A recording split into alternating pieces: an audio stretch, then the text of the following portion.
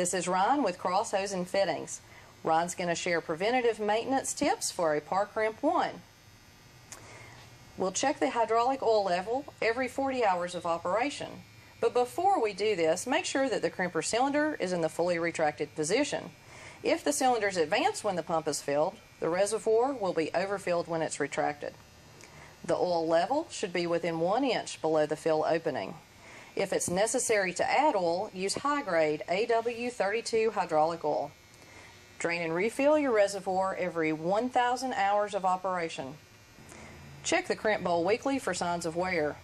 Clean the old grease from the bowl on a weekly basis and re-grease the crimp bowl after it has been cleaned. Use the proper approved lithium grease to the dies and the crimp bowl each time the dies are changed.